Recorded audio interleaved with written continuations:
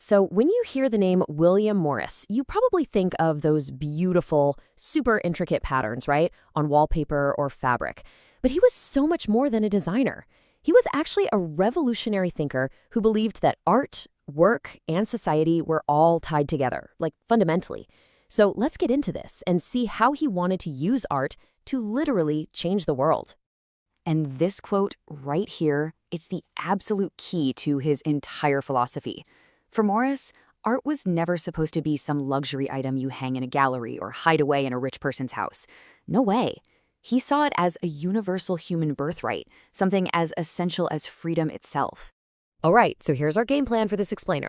First, we'll look at Morris's ideal vision of the past, what he called the art of the people. Then, we're going to dive into the problem he saw in his own time, the great divorce between art and labor. After that, we'll check out his simple but really powerful solution, a rule for a new world, and his huge vision for society, the dream of a democracy. And finally, we'll see why his ideas are still so incredibly relevant in Morris's enduring blueprint. To really get Morris, we have to start with his vision of a kind of golden age. And look, this wasn't just him being nostalgic. It was about him pointing to a time when he believed art and life were one, when beauty wasn't some separate thing, but was woven right into the fabric of everyday existence. Let's talk about this term, popular art. When Morris said this, he wasn't talking about high art, fancy paintings or sculptures. He meant the lesser arts, the crafts that make the stuff we use every single day. A well-made chair, a beautiful cup, a hand-woven rug. This was art made by ordinary people for ordinary people. And this is the crucial point, right here. In Morris's ideal world, the blacksmith, the weaver, the carpenter, they were all artists. Work wasn't just some miserable chore you had to suffer through to get a paycheck. The very act of making something was a source of real joy and creative expression. And wow, this quote just brilliantly nails his point. For Morris, the real history of humanity wasn't some story of battles and empires. No, it was written in the objects that ordinary people made with their own hands. Popular art was the true living record of human creativity and happiness. Okay, so we've seen the ideal. Now let's look at the central problem Morris saw in his own 19th century world. He saw it as this catastrophic separation, a great divorce between art and labor, and it was all driven by the Industrial Revolution. And all of a sudden you have this massive split. The artist, this supposed genius with a special intellect, gets put up on a pedestal, and the handicraftsman, they just become a worker, a cog in a machine, doing the same mindless, repetitive task over and over. The artists lost their connection to making useful things, and the worker lost any and all hope of creative pleasure in their work. This comparison really gets to the heart of it, doesn't it? The joy of making something unique was replaced by mechanical toil. One-of-a-kind, personal objects were replaced by identical, mass-produced goods.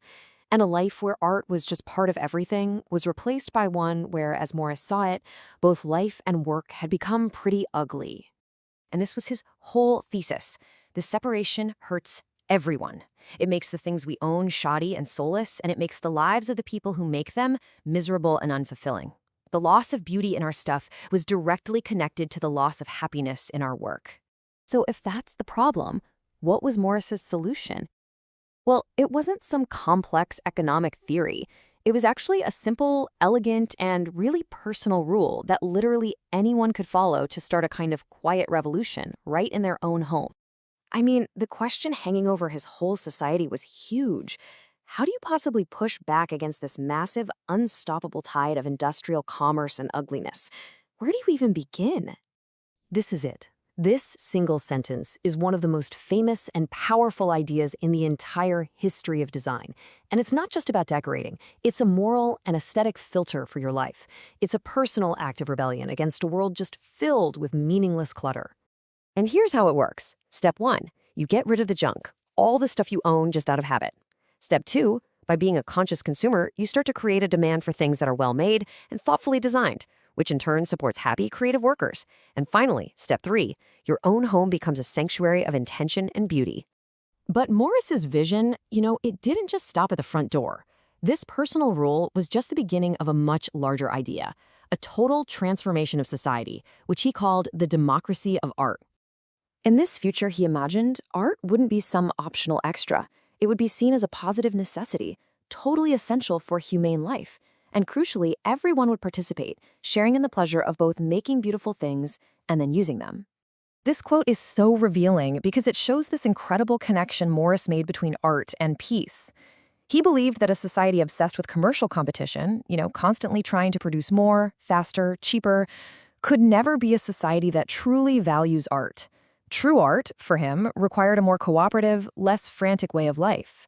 So the ultimate dream was a world where our man-made environments were just as inspiring as nature itself, where walking through a city felt as good as walking through a forest, a world where labor was no longer a curse, but was as restorative and pleasurable as our leisure time.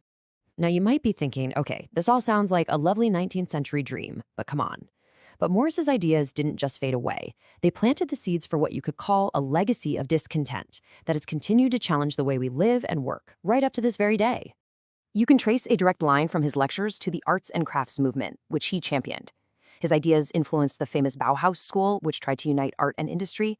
You can even see echoes in the simple, functional design after World War II, and for sure in today's movements for sustainable, handmade craft. Just think about it. Every time we criticize fast fashion, every time we choose a local, handmade product over a mass-produced one, every time we talk about finding meaningful work or fight for beautiful public parks, we are continuing the exact same conversation that William Morris started over 140 years ago. And that leaves us with a really fascinating question for our own time. In an age of AI, digital labor, and global supply chains, what does it even mean to have joy in our work? And how can we create an art that is truly by the people and for the people? Morris gave us the blueprint, but it's kind of up to us to figure out how to build it now. This is for entertainment and educational purposes only.